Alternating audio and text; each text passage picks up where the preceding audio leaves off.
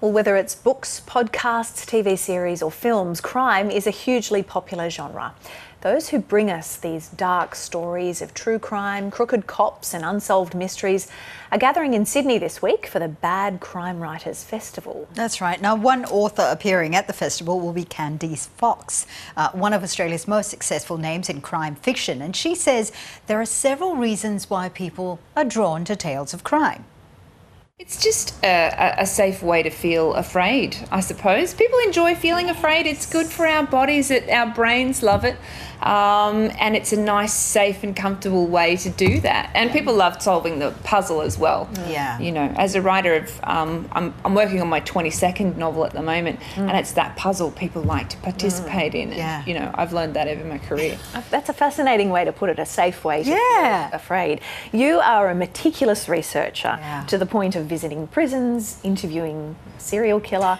How important is that background research to your stories? Oh, it's critical because you don't know what you're going to hear. I'm someone who listens to everyone. I'll talk to everyone. Yes, I spent 2 years befriending a serial killer on death row in Quentin. I was just writing a message to one the other day, actually, a different one.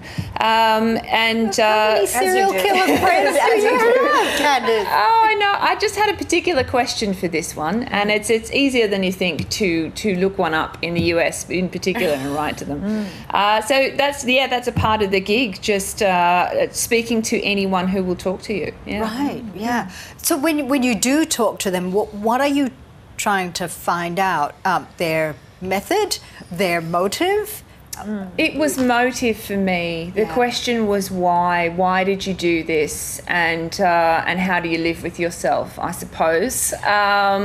Because I've spoken to victims' family members as well and tried to understand that. Because sometimes that's what I'm writing in these novels. I'm writing as the victim, or I'm writing as their family, or I'm writing as the serial killer.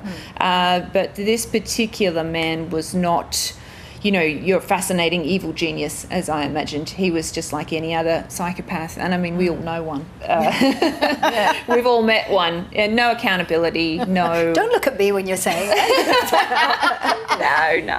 I'm wondering what impact that has on you, because obviously you must at some point see the humanity in the killer, but then at the same time you're speaking to the victims' families who have a lifelong sentence themselves. Yeah, it's hard as well, because I am taking these stories from real people and turning them around in my brain and putting them into fiction. So there's grey moral territory there. Often in these novels that I'm writing, I'm teasing out something inside myself.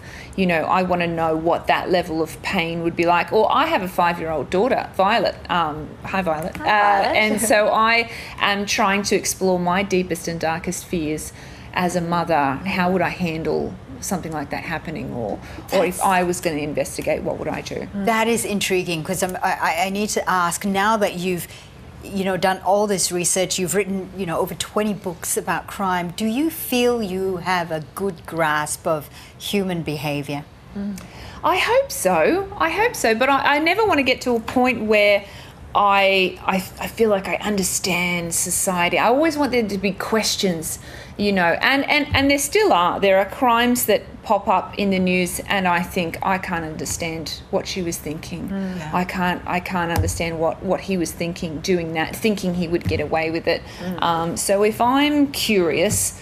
you're saying that, sorry, I know we're running out of time, but you're saying that Joe and I have been talking about this particular case in France at the moment. I don't know whether you know, there's a trial of this man who is on trial for raping his wife over 10 years, having drugged her and then inviting other men as well. Yes. And, do you look at stories like that and go, oh, that'll be a great story to write on, a crime story? If I'm shocked and disturbed with all of the things that I have seen and heard across my life, then I think there's something there. I pay attention to, if I keep going back to that crime and I'm doing a deep dive in it, what is the essence of that?